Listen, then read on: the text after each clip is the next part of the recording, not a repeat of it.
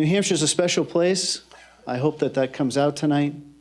It's more like a family here, and exemplified by that is our moderator tonight, Tom Rath. Tom is the founder of the Rath Pigtelli law firm up in Concord, New Hampshire. He has advised many presidential, Senate, gubernatorial campaigns. We also call him page 89 because he is on page 89 of your book. Oh, shucks. He'll point that out, too, in the middle of the... We're pleased tonight, too, to have John Heilman. John is the National Affairs Editor for New York Magazine. He's also a regular on Morning Joe. I know we all know that. And he serves as a political analyst for MSNBC. He's written several books, many, many articles. And also, a man who really doesn't need an introduction for this crowd, Mark Halperin. Mark is a great friend, not only to this institute and to New Hampshire, but he is a great friend to the students of St. Anselm College. When he comes up, which is frequently, spends a lot of time with our students, and they love it. He has also probably spoken more times at our Politics and Eggs series than any other speaker. I know that he likes that. Yeah, what do you mean by probably?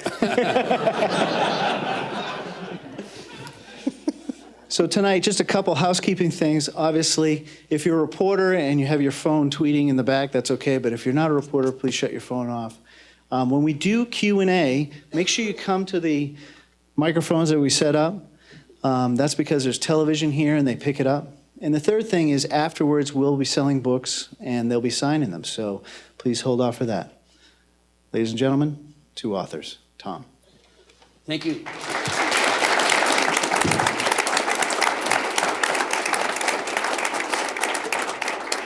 Thank you, Director Lefebvre. We always do what Neil asks us to do when we get these treasured invitations. We're delighted to be here. President DeSalvo, thank you for having us. I love to come here because it's an earmark that made good. And and I'd like to see more of them. But and we are all Anselmians tonight because of how important this is to the body politic in our state. And people have asked me a couple of times, so I'll say, yeah, I had a little work done on my hand yesterday, so I got a little excuse not to wear a tie, but really, I wanted to win the Lou D'Alessandro lookalike contest.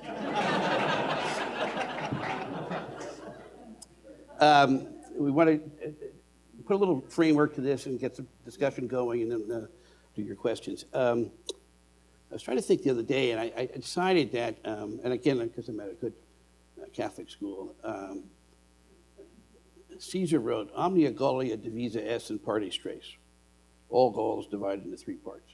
That was the first campaign book.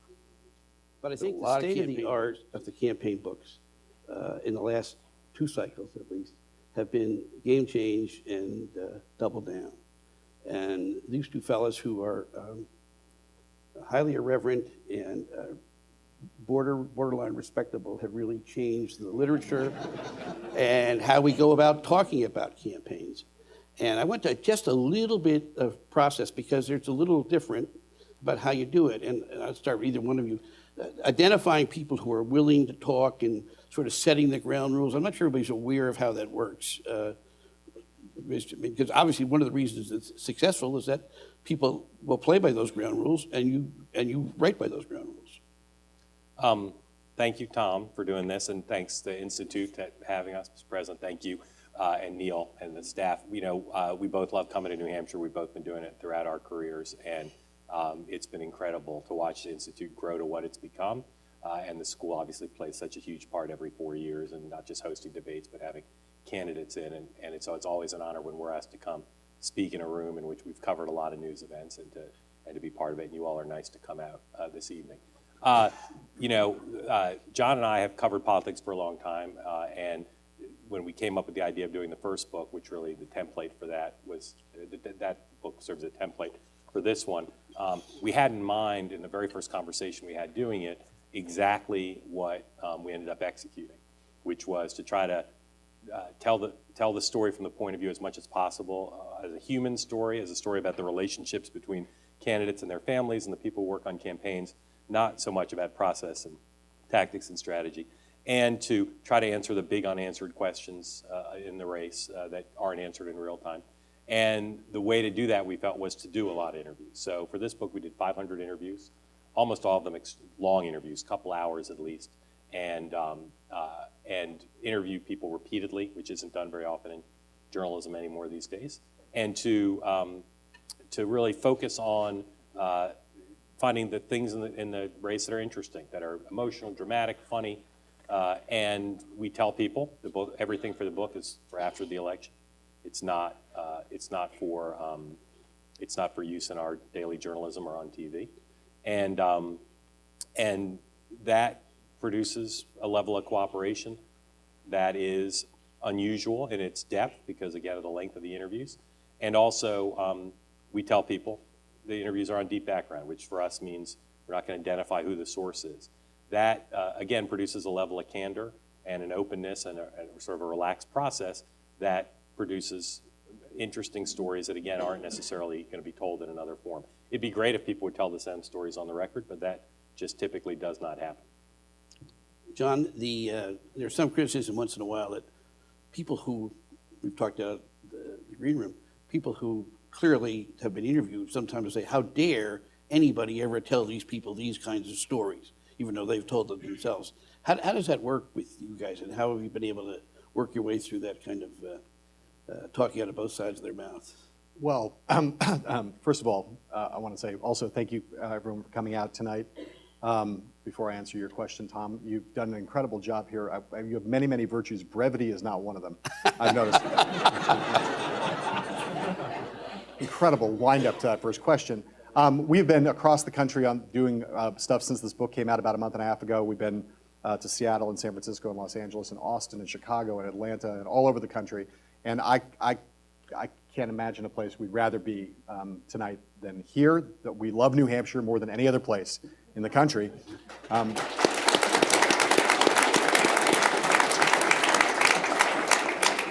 I swear to God, I've never said that any place else. No other place. John makes that joke at every stop, but in this case, I think it actually might be true.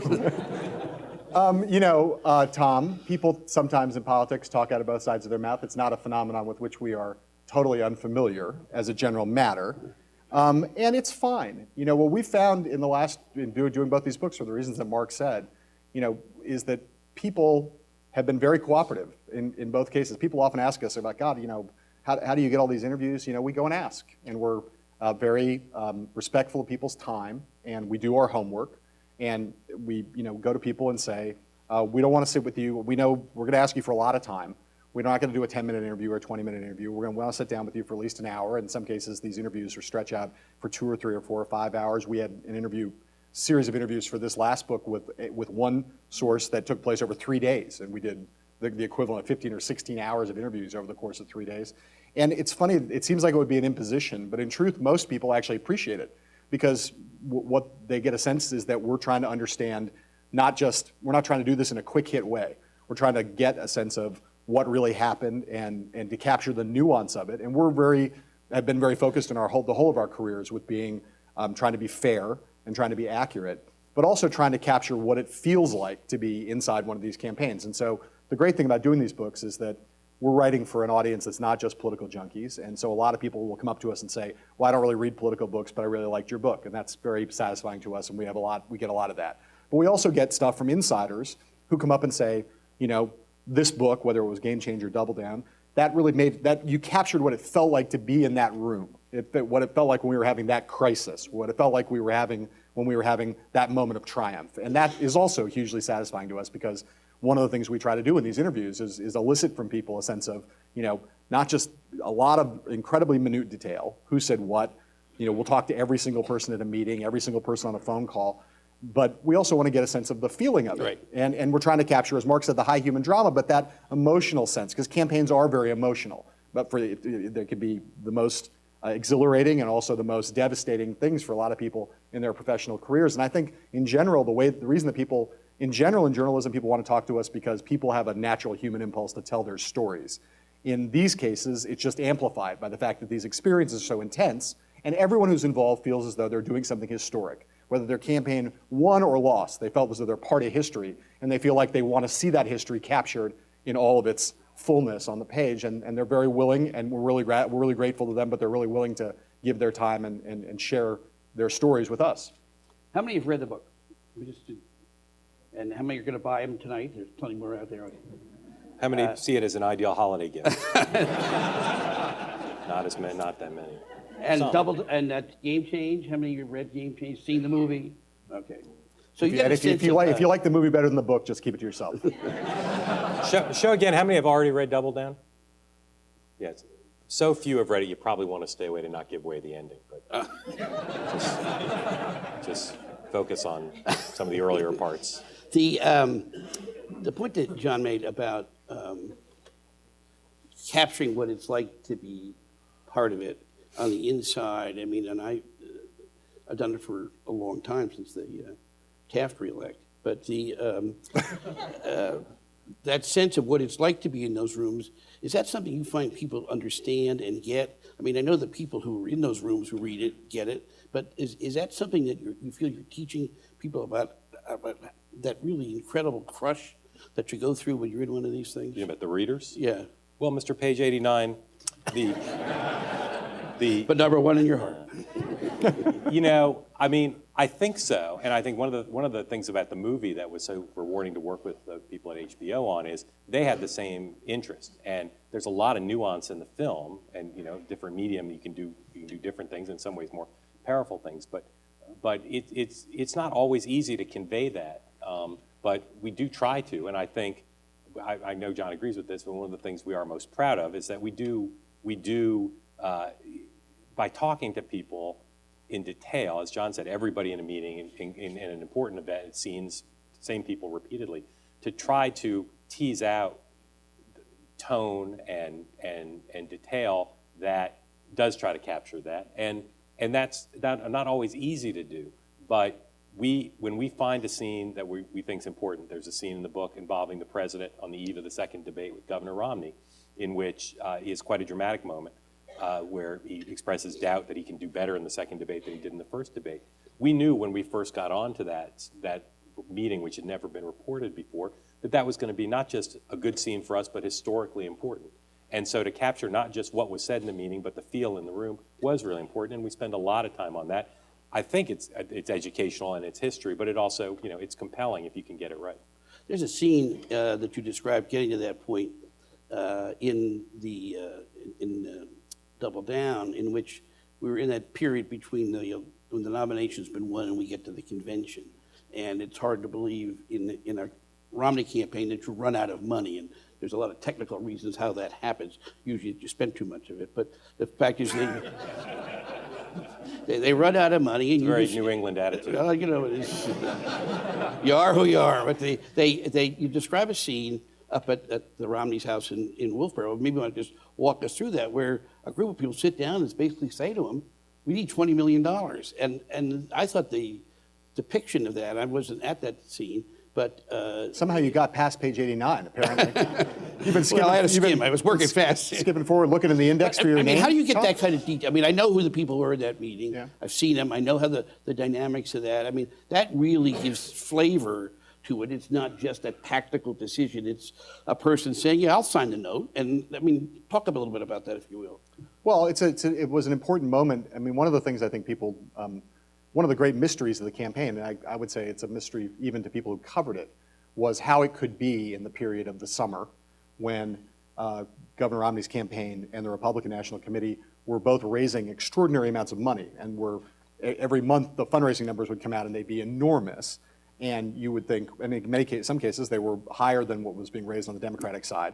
And people were thought, well, the Romney campaign is very well armed against the Obama campaign. And yet, people inside the Romney campaign were seeing Governor Romney get outspent 3, 4, 5 to 1 in certain markets in terms of television advertising. And a lot of people who, even in our business, don't understand the reasons for that and why it was that the money that was being raised by the Romney campaign was for the general election, therefore could not be spent technically until after Governor Romney became the nominee at the convention.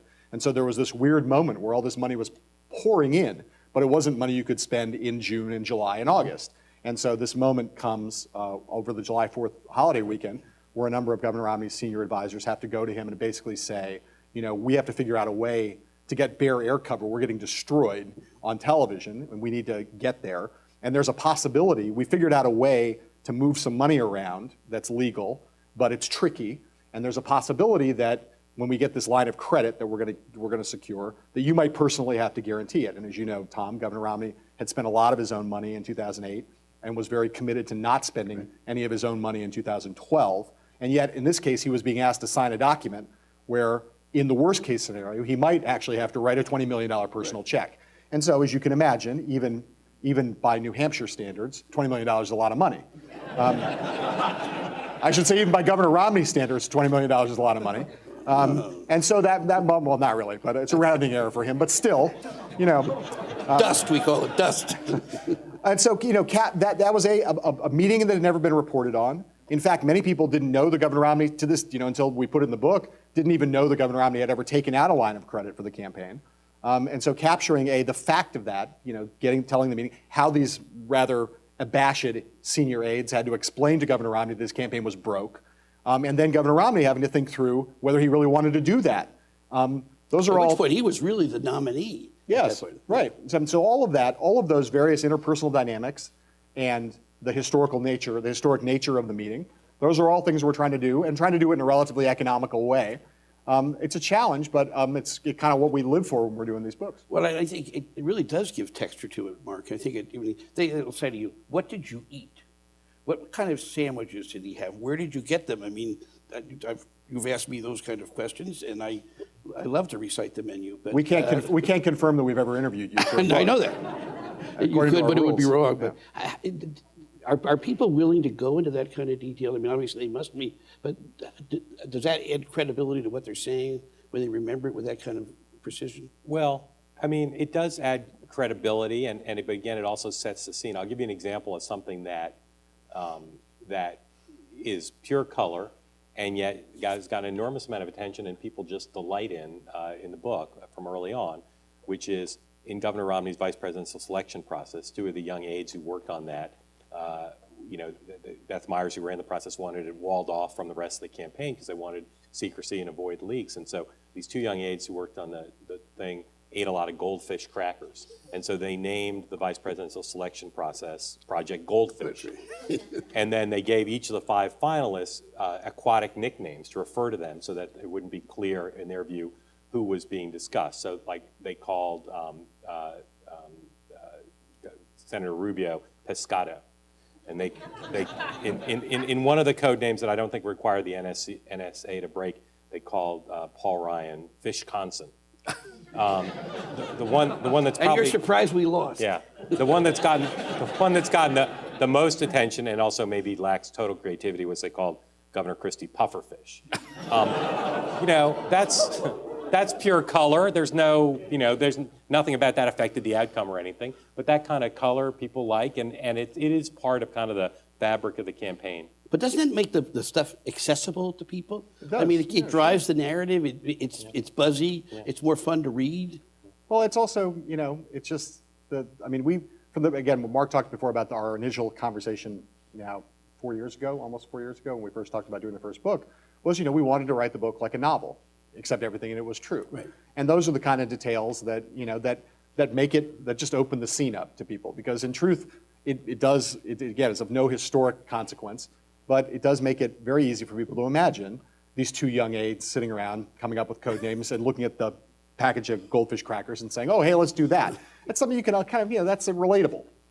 The obviously Game Change made Double Down possible. Yeah. But Game Change was one of these unique open seat elections where President Bush was retiring. We had an extraordinarily dramatic, historic race between the first really major female candidate and first African American on the Democratic side, this cast of 1,000 characters on the Republican side. 12 was the story of a president going for re-election. Describe the difference in those races and what it meant in terms of how you frame the narrative. Well, you've got an incumbent, so you've got to cover the president as both president as well as a candidate for re-election. And so that was kind of a difficult choice for us to make, or at least, I would say difficult, but it's something we had to think through. The president is so well covered, even more than a campaign, the White House get so much coverage, we had to decide what was important about his time in office as it related to his reelection.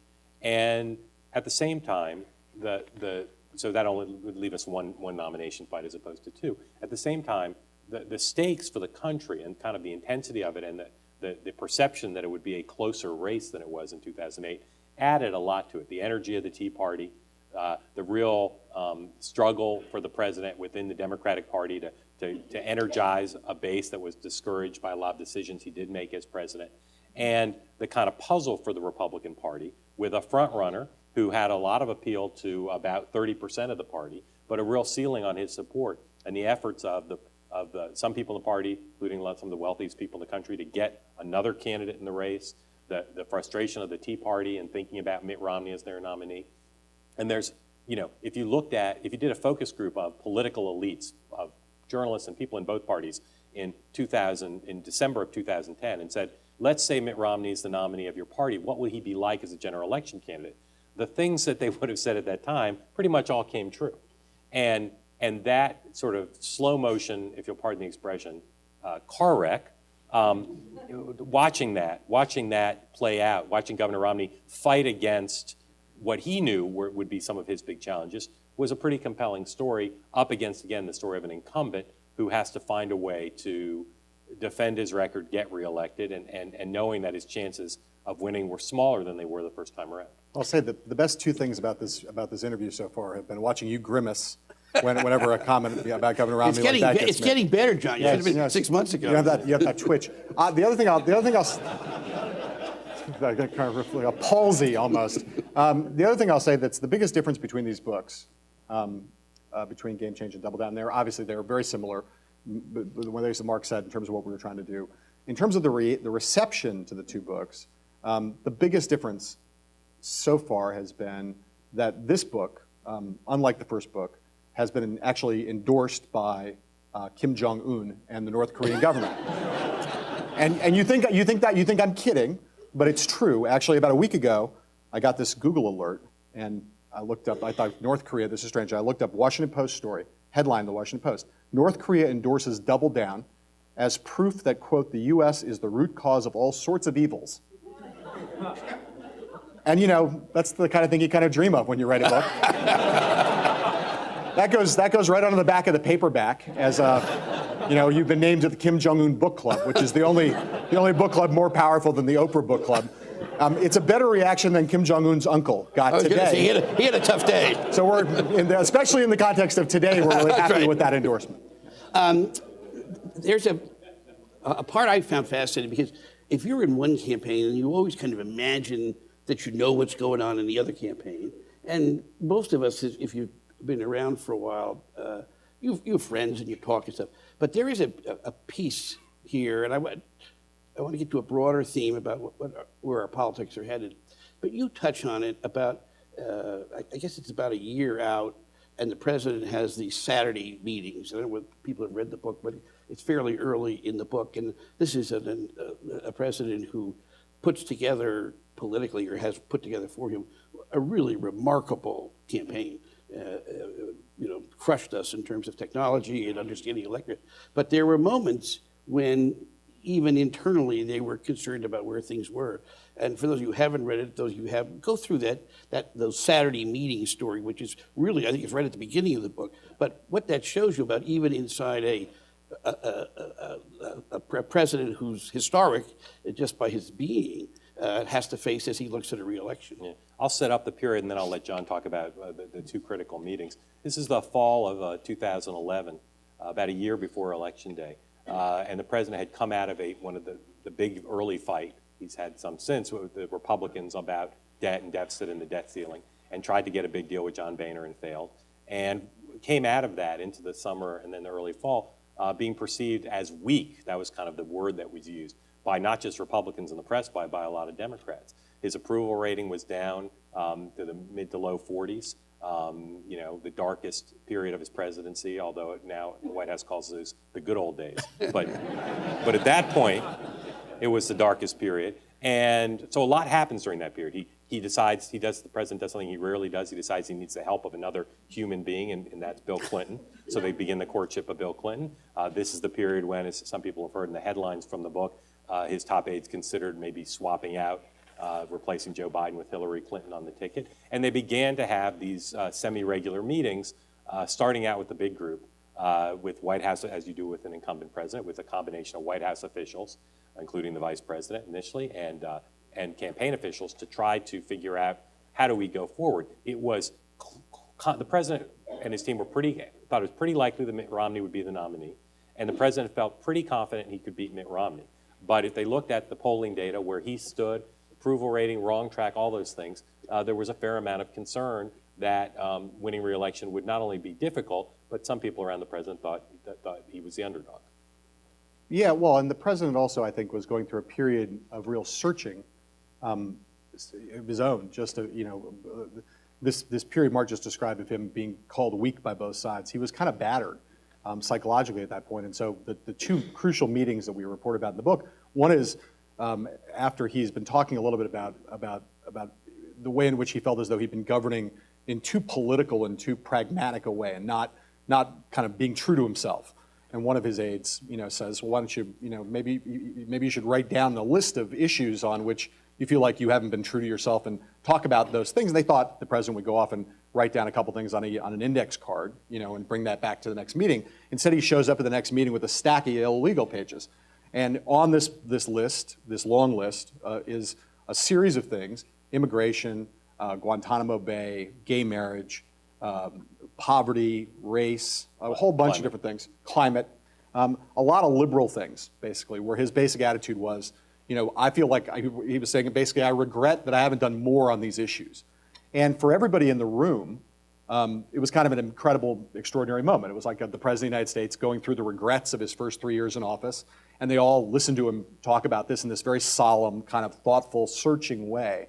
And it wasn't like he was laying out an agenda for re-election. It was more, maybe these are things that they would do in the second term. Maybe they were things he would try to talk about differently during the campaign. But it was very just this introspective moment. And it was like a therapy session in some sense. Now, the president had been very concerned, well, his people had been very concerned about the possibility of leaks from these meetings. And so, in particular, there had been a number of books that had come out in that fall. The president was upset about the books and upset about the people in his White House who were talking to book authors. And David Plouffe had said, we shouldn't have these meetings be so big. And Obama said, no, I trust my people. I'm going to have a larger group. But I'm going to tell them everything that happens in this room has to stay in this room. And that was particularly true of this meeting, which was this kind of, very politically sensitive topic. So shortly thereafter, the things that were on that list were leaked to a couple of book authors who are here.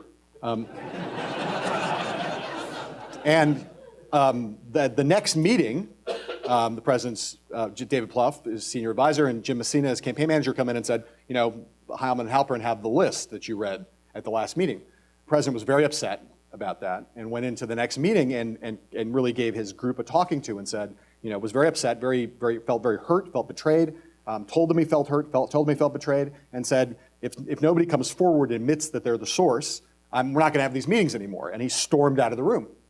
And then Vice President Biden spoke.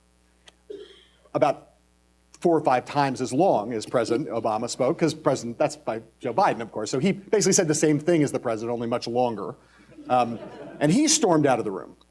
So you have now the first ever, as far as we know, the first ever POTUS v. POTUS double walkout of a meeting in the Oval Office. But the president, I'll say the coda to this story is that the president walked out of the room very upset and angry at us and angry at his team and angry at book authors and angry at all those things. And then being the president, he had like a full schedule. So he went and did a few other things. He had a Wounded Warriors thing and a couple other meetings. And then at 2 o'clock that afternoon, he went to the Oval Office and had to sit down with David Marinus for a book interview, which is the ultimate indignity of being president at that point. Again, from the other side, did it ever seem at that point that they could lose? Did they ever contemplate losing? The two periods where they seemed to be pretty concerned. One was the period we're just now talking about in the fall of 2011, where the president's numbers were bad. They were terribly afraid of the Republican super PACs. And particularly they thought Crossroads with Karl Rove's group would start spending money much earlier than they did. So they're very worried about that. And then the other period I referenced earlier on the eve of the second debate, where the president had a horrible performance in the first debate, told everybody, I'm Barack Obama, I don't lose 2 in a row, he would do well, but he had a series of very bad practice sessions, including the second debate was on a Tuesday night. Sunday night, they were at debate camp in Williamsburg. And they do, like the Romney campaign did, they do mock debates where you have John Kerry standing in for Governor Romney, and they start right at 9 o'clock, and it's a timed thing. And the president was horrible. He was not only the way he was in Denver in the first debate, being slow talking and using too much Washington language and not seeming very energized, but he also was occasionally kind of peevish, which were the two sides they really were trying to avoid. And his aides then stayed up all night.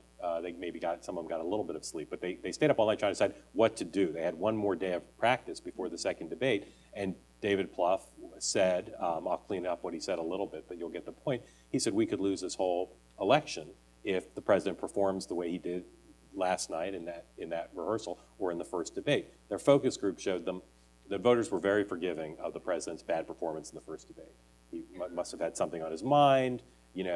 Anybody can have a bad night, but they were quite strongly believed that if he had another bad performance, it would really change things up. So in that period from 10:30 Eastern time, when he finished the practice and left, until the following morning when they did what they described as an intervention with the President of the United States and talked to him about why he was having so much trouble performing well in the debates, they thought they could lose at that point for sure. Let me get back to the general in a minute, but let's take a couple minutes on the Republican side. You sort of said how the White House viewed the field. You guys looking at the field out, I've been in this a long time, never seen such a train wreck. I mean, there was the Herman Cain week, there was the Newt Gingrich month, there was the Santorum month. I mean, everybody sort of, there was a Michelle Bachmann hour and a half. I mean, we had, be quiet, John. One way of saying that is that it was so bad that it made Mitt Romney look good. No, I didn't say that. I'm kidding. When I was saying, did you ever see that kind of a process where so many people got their moment in the sun and you kept saying, when does this get real? It was the weakest field in either party that we've ever seen in our time covering presidential politics, which is a couple decades each. And it was certainly the most volatile season from the summer of 2011 through to the end. It was the most volatile period, the most volatile nomination contest either one of us had ever seen. And it really was, I think it spoke to something Mark mentioned earlier, which is, and something, Tom, I know you agree with, Governor Romney was sort of a man without a country. He was not the candidate of the Tea Party and the grassroots and the far right, nor was he really the candidate of the establishment. And the establishment, as we write about in the book in great detail, spent a lot of time trying to get somebody else to get in. That's what I call the white knight period. Well, the white knight period as late as February of 2012, where senior people in the party are trying to get Paul Ryan to get in or get Chris Christie to get in. But if you think about all through the fall of 2011, there was an effort to get Chris Christie in. And there had been earlier Mitch Daniels, Jeb Bush, Haley Barbour, and all the above, right? So, If you haven't read the book, you've got to read about Haley Barbour. If those of you who know him will it's a very accurate portrayal of a really marvelous politician, but it's really worth the price of admission. So if you add in... It's kind of like Game of Thrones meet The Sopranos. Absolutely. That's how I pitched it to HBO. So if you add in a nomination contest that has super PACs involved, so there's individuals like Sheldon Adelson who can spend a lot of money to keep Newt Gingrich afloat long after he should have sunk, long enough for him to go on a tour of the nation's zoos and get bitten by a penguin. And you add all that money and the unpredictability of and be endorsed by the union leader at the same time. By the way, the unpredictability of that the money injected into the race, the nature of our media now, which has become more and more nuts on some level, with the fact that you had a front runner who could never break through really much above 30%. So within the party, seeming vulnerable, it gave rise to this kind of supernova phenomenon that saw a lot of these very unlikely characters have a moment at least where they streaked across the sky. Talking about processes for a minute, do you think the fact that the races all became proportional so that you never had a winner take all, so you never could get a knock? I mean, there was this sheer moment of total brilliance in Romney, which was the New Hampshire campaign. But after that, you couldn't get a moment where he sort of spread eagled the field, and there was like death by 1,000 cuts because people were always winning delegates in these things, and you could never get to the knockout that occurred with Bush and even with McCain. Well, as you know, there's a mathematical knockout, and then there's the momentum knockout. And John alluded to some of this, but you had benefactors keeping Gingrich and Santorum in the race because of super PACs.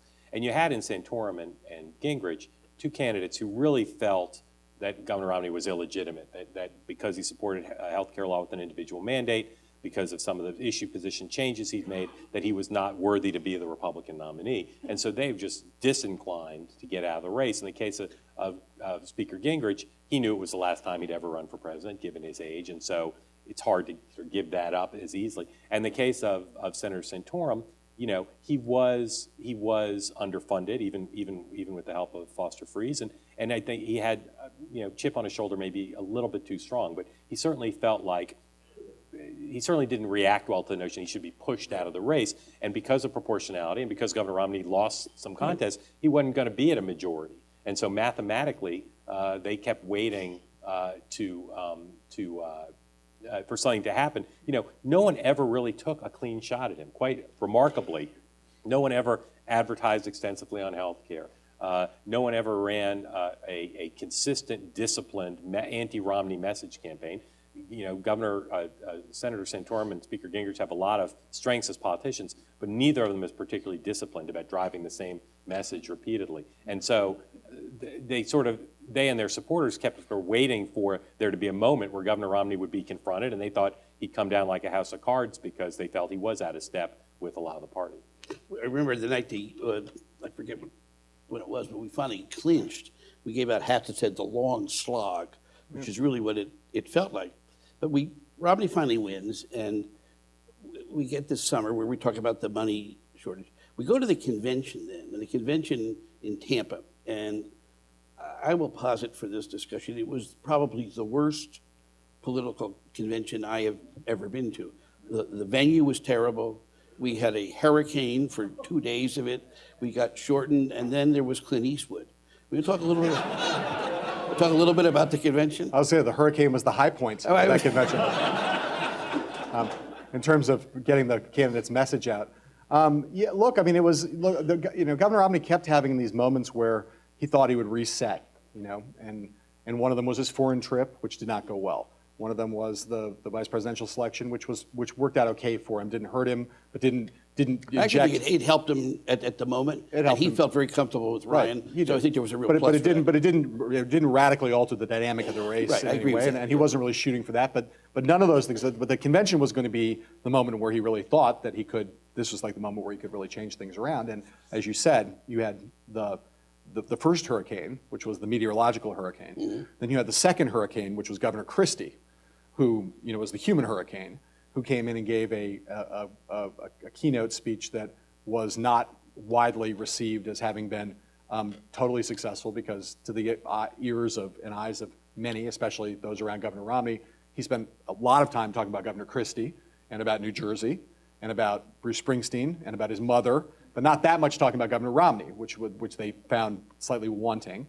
And then you had, of course, the last night, which is the night of the Clint Eastwood speech, the Clint Eastwood debacle. And describe how that played out. Well, we report in the book about this. It's one of the things that we took most delight in some ways, was because it's one of the in both of the books, Mark and I often there are these big public moments that happen in campaigns, and our goal is these things happen. People are kind of struck by them, amazed by them, have a lot of questions about them, and then the circus moves on, and no one ever really explains whatever actually happened. So in this case, going back and teasing out what actually happened, how Clint Eastwood actually got there, how that all came about, was a big thing for us. And it turns out it started, really there are a lot of complicated reasons for why he was there, but ultimately it was about Mitt Romney being starstruck, meeting Clint Eastwood at a dinner in California about a month out from the convention, saying basically, hey, it's great, this is neat, Clint Eastwood, finally a Hollywood star who likes Republicans, right. And saying, let's get him to come.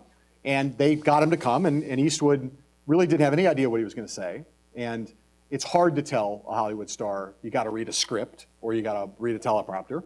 And maybe some around Governor Romney should have had the fortitude to do that, because by the time he got to Tampa, he still didn't really know what he was going to say. And they tried to get him to sort of say, well, you'll do the speech that's like one you gave at a fundraiser a little while ago. And Eastwood kept blowing them off. And then he goes up to his hotel room where he's waiting a couple hours before his speech.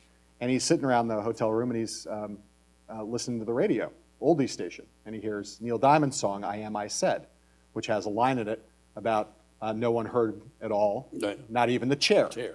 And he thinks, well, that's kind of a weird line. I like Neil Diamond, but that line makes no sense. But he goes to the convention hall then, and then he's sitting back there listening to all these people giving testimonials to Romney.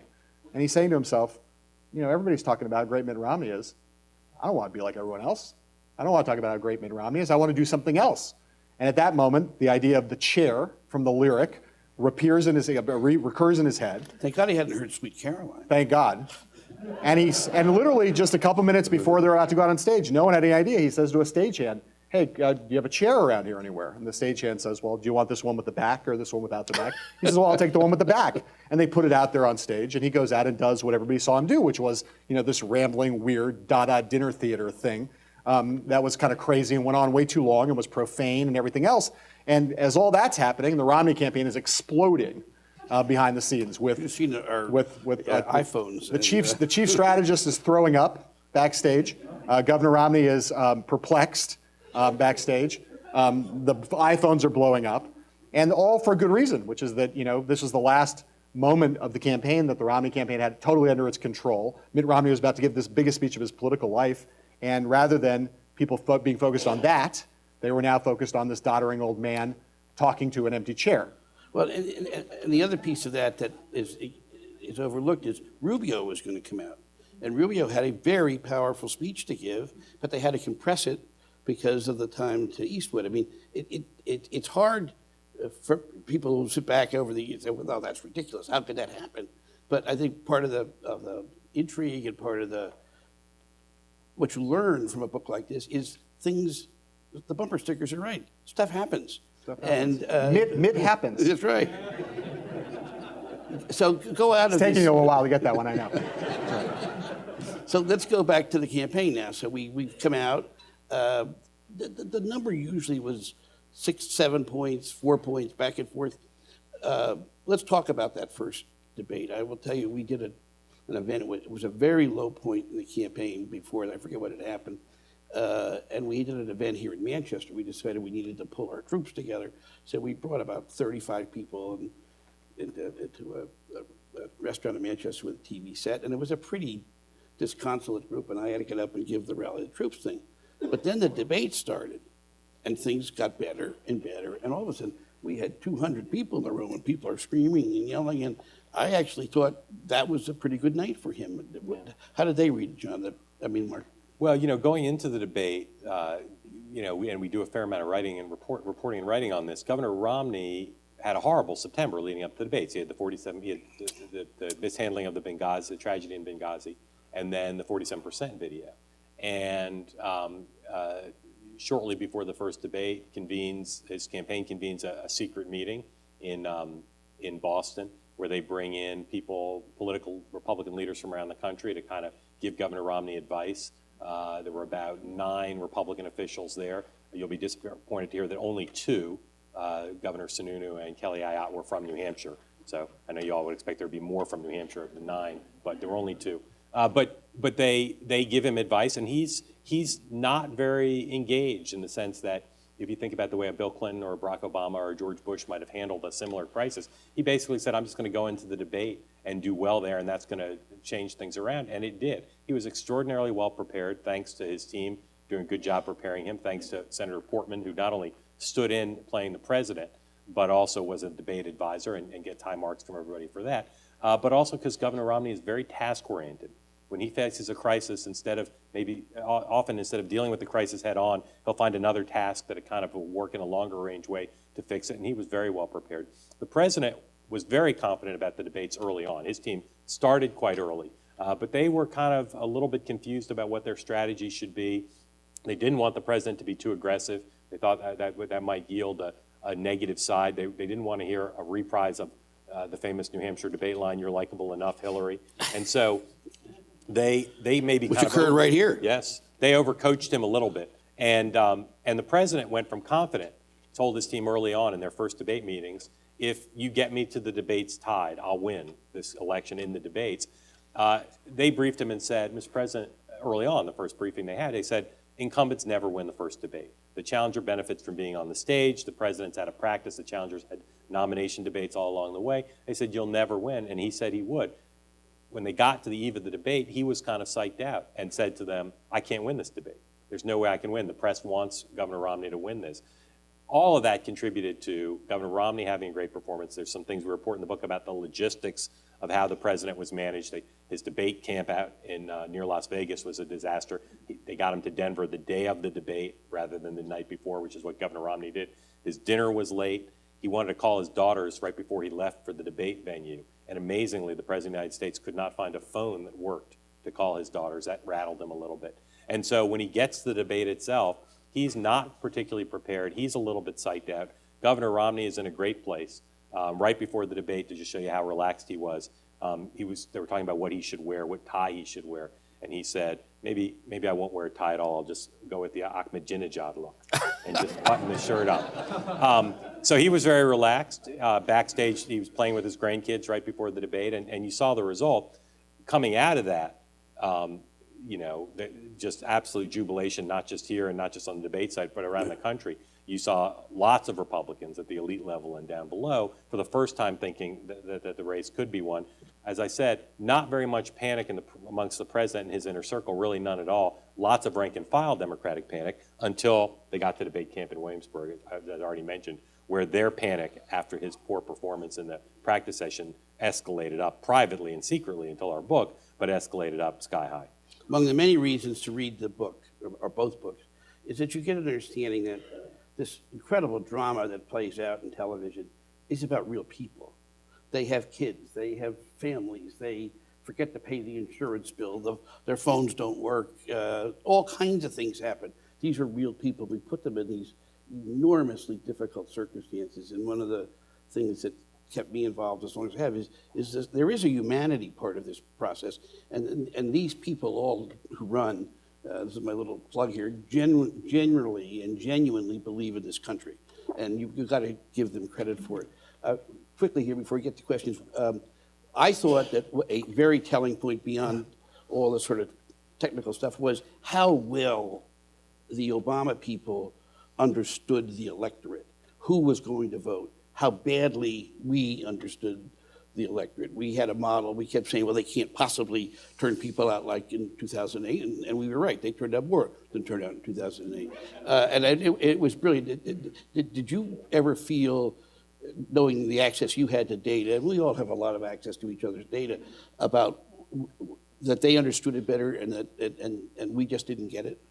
I always thought that, and you know, this is a story of parallel universes, right? In this election, where you had, and there always are.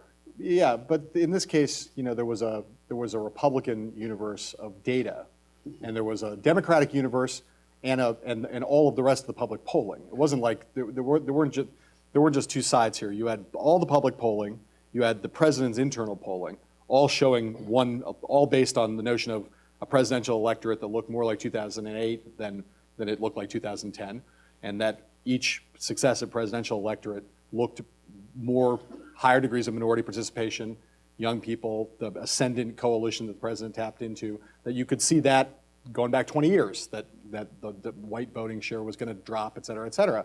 And you looked at the Republicans who had Romney running either ahead or neck and neck with the president, and you realized that they were all basing their assumptions on a much wider midterm electorate right. than a presidential electorate. And you know, it's not. I think there was a bubble of delusion on one side on the Republican that governed the Republicans writ large, not just Governor Romney's campaign, but in toto. But there's also the fact of, and this is something that I think is easily overlooked, but it's a really basic thing. You know, if you give smart people 3 years and $1 billion, you know, they are going to understand the electorate better than the group that is scrambling for cash, has to fight for a nomination, it is broke in May or June or July of the election year.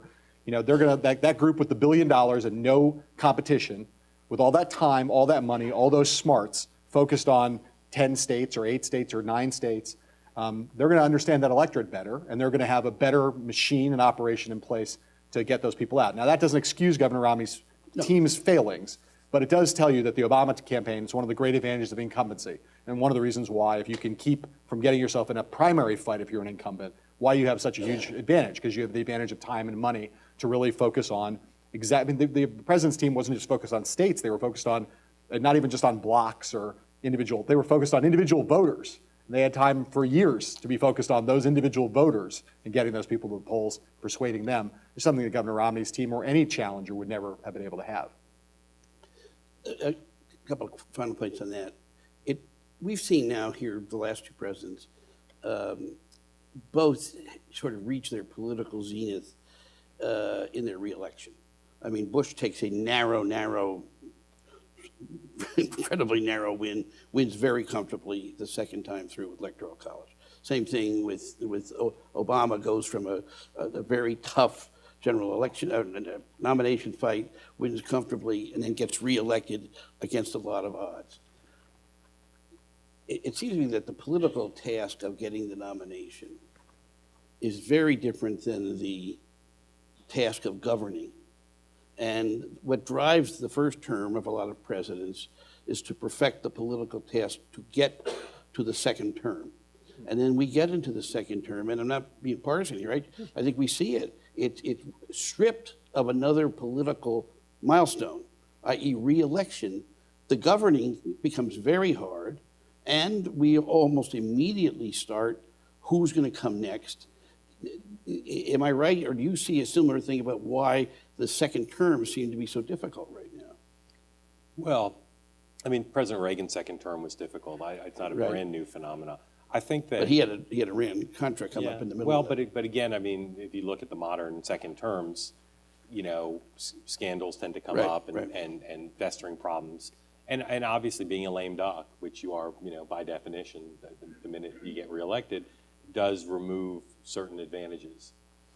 I think we're in a very tough time now as a country in terms of the partisanship, which the last three presidents, all two-termers, have, you know, talked about trying to get rid of and haven't been able to at all.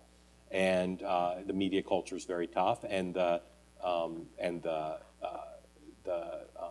nature of the incentives of actors in Congress have created, it made a situation more difficult for presidents to govern by having people fear them or love them or see them as inspirational. And again, I have incredible respect for the last three presidents, and if you took their resumes and their inclinations, you would have said all of them would have had a great chance to succeed in changing the culture of Washington, which would have allowed them to govern more successfully in their second term. But it's very tough, and they've all failed. And I think as a country, we have to ask ourselves, do we want presidents who can have two successful terms? And if we do, are we willing, no matter how partisan we might be in any individual instance, are we willing to support the kind of changes that would make that more likely? Now, President Clinton would say that he had a pretty good second term. He did, yeah. And that's not that long ago. So he's a special guy, and you know, his political gifts, I think it is not controversial to say that he's got greater political gifts than his two successors, but we can't count on more Bill Clintons necessarily to have the kind of gifts. And each of the successors had enough skills to win two terms. Plenty of skills to win two terms. But we're just in a very tough divided period as a country now, and you know, you think about how difficult, the budget agreement this week notwithstanding, you think how difficult it is to do the kinds of things that take support from the other party, and you know, it would take a very strong president to do that in the second term. I will say, said this many times before, I think President Obama's failure to get Republican support for health care will go down almost without question as the biggest mistake of his presidency. And I think most of the problems, or a lot of the problems of this term, date to that decision and the spin-out effects that had. The 2016, will there be a Game Change 3? Stay tuned. Okay. And can you give us a very quick... It's going to be called Game Change 3, The Rise of Wrath. We could do worse. or maybe the Wrath of Wrath. Oh gosh, I'm gonna not sleep tonight. Give us a quick look really fast at that race, because it all is going to be decided here anyways. Well, yes. I'm not sure what else to say about it other than that, Tom. Well, I think that on the Democratic side, if Secretary, Senator Clinton decides to run, and Mark and I think both are of the view that she's quite likely to run, but not certain. That's not 100% certainty, given her health, given her husband's health, given the possibility that she may simply stare down the barrel of what it would mean if she ran and won, as Haley Barbour frankly did, which is, you have to look at it like a 10-year commitment. You're running for 2 years, you get elected, you get reelected.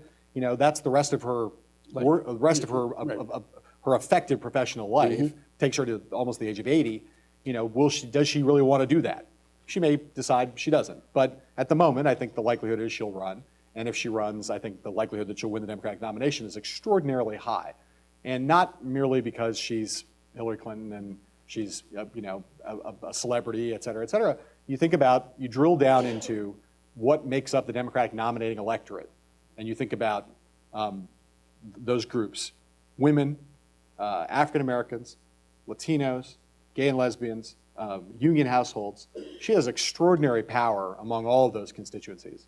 And on top of that, a general broad-based feeling within the party, male and female alike, that having nominated and then elected president, the first African American on the Democratic side, that it's time for a woman. And I think a lot of people feel that in the Democratic Party in a powerful, powerful way. And if it's going to be a woman, she's the woman. So I think she would be very hard to stop. If you add all that together, by the way, also with her unparalleled fundraising ability, I just don't see who can stop her. And the fact that she looks unstoppable means that I think no one will really try to stop her. Doesn't she become the Republican? It's her turn? Well, a bit, yeah. There's a lot of that. And I think, you think about someone like Joe Biden, and other potential Democrats who might run, most of them understand the adage that only fools stand in the way of oncoming trains. And she looks like a locomotive bearing down the track. So I think she'd be the Democratic nominee. The Republican side, I think, would be much, much more wide open. It could be as wide open and fractious a nomination contest as the one in 2012, only I think with much more substantial figures in it, conceivably a much bigger cast of substantial figures. And there are a bunch of people in that category. Governor Christie is someone who's an A-list candidate. If Paul Ryan runs, he's an A-list candidate.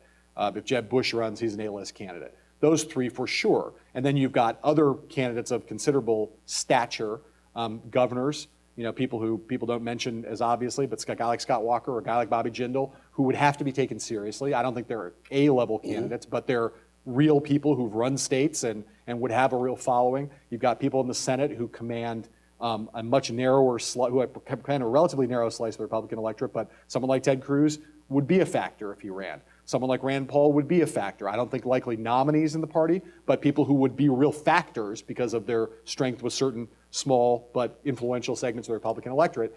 The question will be in the end whether anybody or who the person is who can fuse establishment electability and respectability and the donor class's concerns and meet those concerns with someone who can also appeal enough to the Tea Party grassroots part of the party. And I think that's still an open question. There's a bunch of people, though, who could throw themselves in and make for a very, very, very interesting race. Quickly, Game Change, the movie. If you say, did you read Game Change, you'll talk a lot about how they took the Sarah Palin piece out and made that the core of it. Double Down, the movie. What part will they lift out? We're not, because of our deal with HBO, we're not allowed to say any specificity except I can tell you the working title is page 89. And I can't say more. I was hoping you would say that. They've optioned it, and we've started having conversations with them, but there's really no decision. And the Palin thing was not the original first choice. It was going to be Obama, Clinton. So we'll see. But there's. I do understand that Tom Cruise is much shorter than he appears. Yes, I will say that one of our favorite parts of the book is a portion of the book that relates to President Clinton offering in the fall of 2012. President Clinton has become much closer to Barack Obama. There's a whole story there. We can talk about that in Q&A if you want. But there's a moment in September of 2012 where President Obama seems to, after the Republican convention, his lead has grown. The 47% videos comes out, and it looks like President Obama's on his way to skating to victory. And a friend of President Clinton's asked him, what he thought of Governor Romney. And President Clinton said, he's a very nice man who's in the wrong line of work. He shouldn't be speaking to people in public, which is his assessment of Romney. When he's asked by a friend what his assessment of Barack Obama is, he reflects on Obama's good fortune, and he says he's, in classic Bill Clinton fashion, he says he's luckier than a dog with two dicks. I have spent a long time now trying to figure out what's so lucky about being a two-dick dog. But apparently in President Clinton's mind, that is the luckiest thing you can be. It has occurred to us, however, that when it comes to the movie, I want to see that in the movie. that's the biggest casting challenge that we have is finding that two-dick dog. Listen, we're gonna get to some questions. I just want to say that you get to the end of these things, and a lot of people in this room have done it, and you're exhausted and you're tired, and you never want to do it again, ever. You know about a presidential campaign or this event? Well, that's but the presidential campaign. And then you sit down, and I did a while back, and spend a couple of days, and you get to read this, and you remember what you did, and how alive you felt, and how important it was, and it makes you want to do it again. So I want to thank you both for giving us a book that reminds us of why we do this, and I appreciate it very much.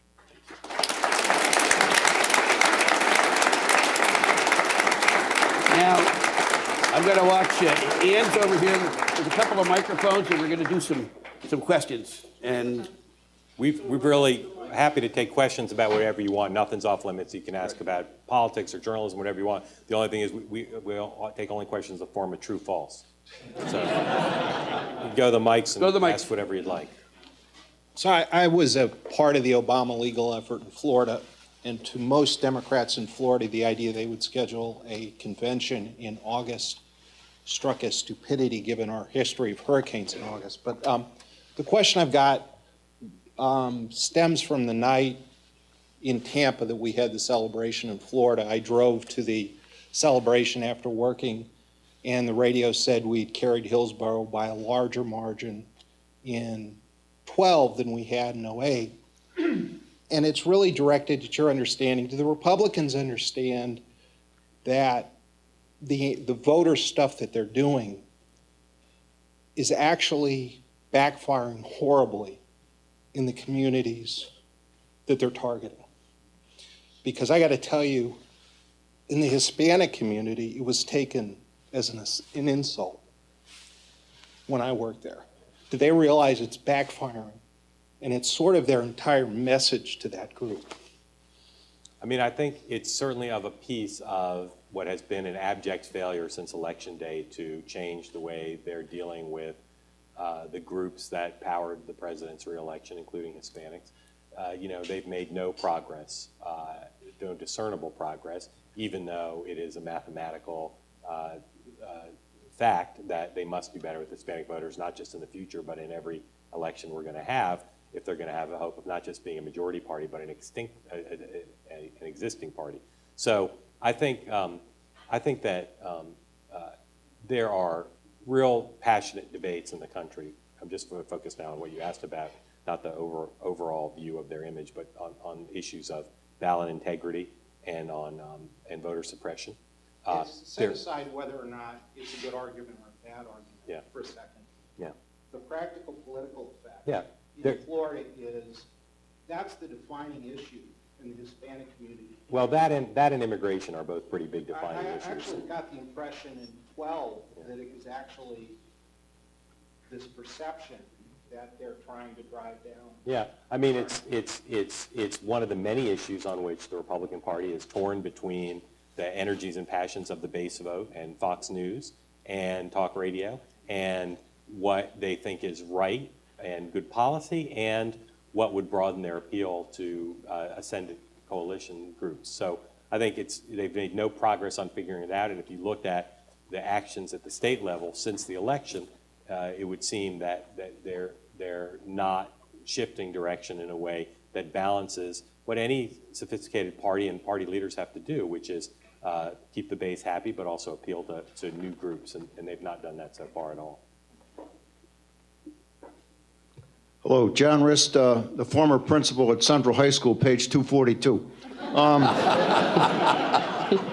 this is like My question, I have a couple questions. Number one, about the process of two people writing a book.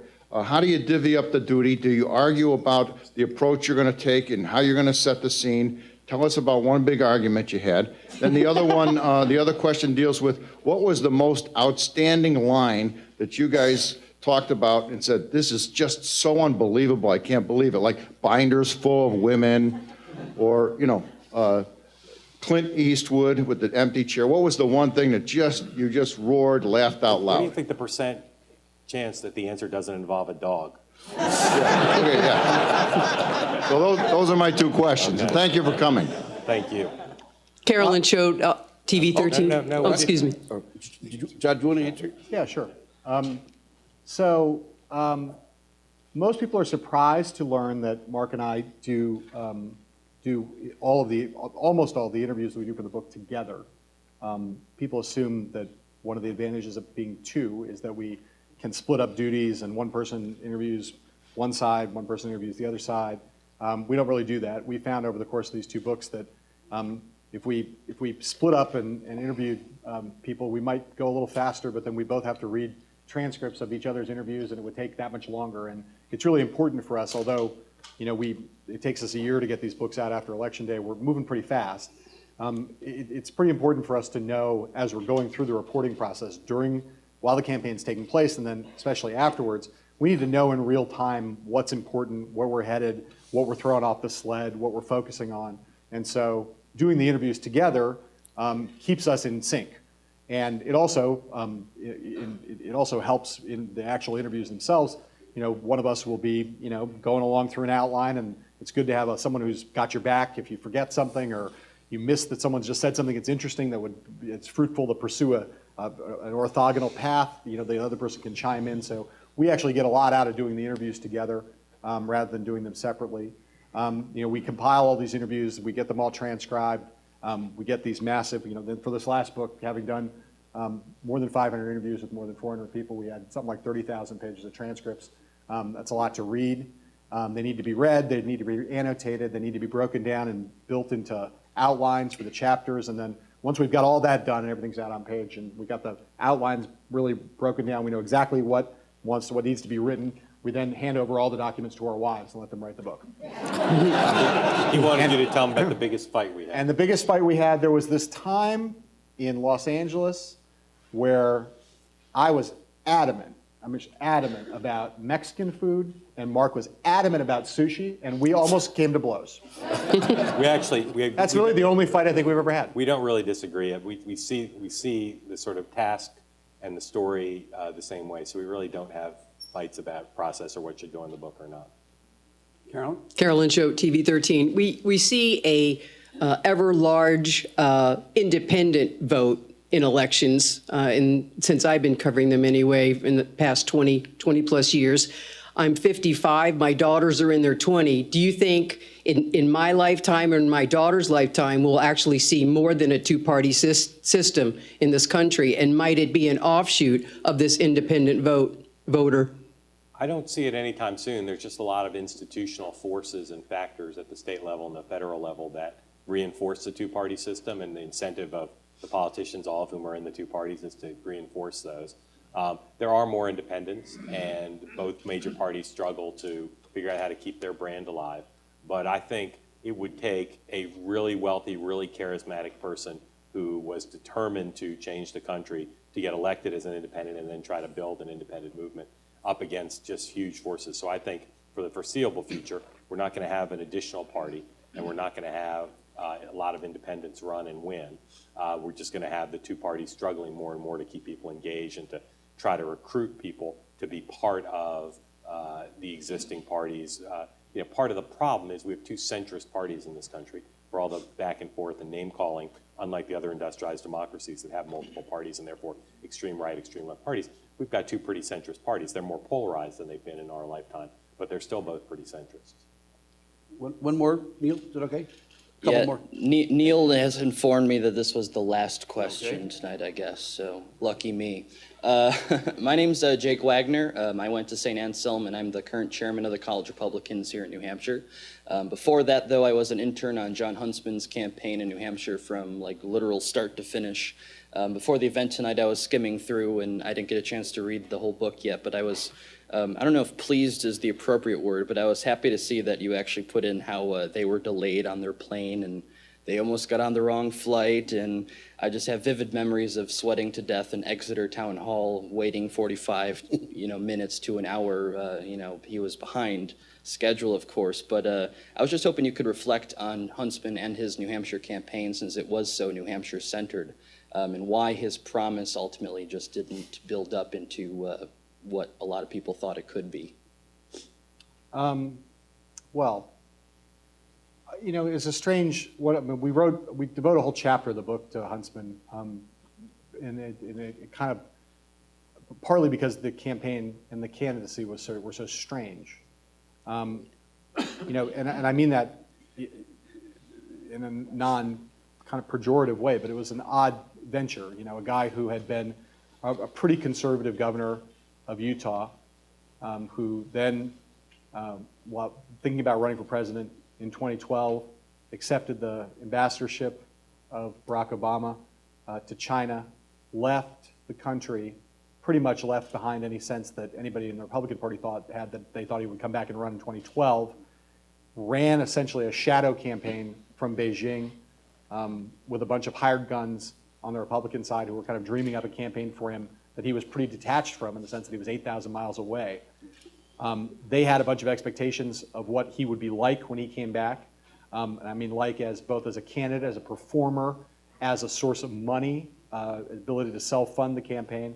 A lot of very ambitious expectations on the part of the people who were setting up the shadow campaign for him. When he came back, he turned out to be none of those things. He didn't have as much money as they thought. He wasn't willing to spend what money he had. The money that his father wanted to spend, he didn't want his father to spend on his behalf. So the campaign was immediately, as soon as he got back, struck, and he was also nothing like the political performer that his staff, the consultants and other staff people thought he would be. So he came back and had, as we write in the book, there was an extraordinary enthusiasm for him when he came back, and a lot of expectation and anticipation on the part of a lot of people in the press. Sure, Morning Joe devoted an entire year to it. There was a lot. He was the Morning Joe candidate for sure, for a little while. But he came back, and it turned out that he was not willing to be as conservative present himself as much of a conservative as he would have needed to be competitive, as conservative as his staff thought he was and was willing to present himself as, and that all of the hopes that they had for a well-funded campaign, and that was so crucial, was if he was going to come back as late as he came back and be plausible, he would need to be immediately well-funded right out of the gate to be able to take on Mitt Romney. The fact that there was no money there, and the fact that the campaign was essentially in a state of financial crisis within 6 weeks of when he came back to the United States, meant that although he got great press for about a month, the campaign was falling apart internally. And by the time, just to answer your question directly at the end of my sort of long answer, by the time it became a New Hampshire campaign, the campaign was doomed, in the sense that he had essentially failed to break through among the national press. He was still not raising any money, and he essentially made, rather than having made an affirmative strategic decision from the outset to focus on New Hampshire, he essentially decided to focus here because there was nowhere else for him to turn. He didn't have enough money to fight in any other state but one, and this was the only state that he thought that he or any people around him thought he had even a slight chance in. So this was kind of a desperation move rather than an affirmative, premeditated, well-thought-out strategy from the outset. The whole thing was really pretty much a mess from the get-go. He is an attractive guy in some respects, but he has issues of political identity that he still has not worked out, I don't think, sufficiently to make him a credible major party competitor. If he wants to run for the Republican nomination again, it's an odd thing to see him building his brand around the notion of no labels and things that he's been doing. Again, those are fine things to do, but they're not things that are going to make him more competitive for the Republican nomination in 2016, certainly if that's what he wants to do. Right. Thank you. Neil, we all set? Reggie? Thank you all very much. Thank you.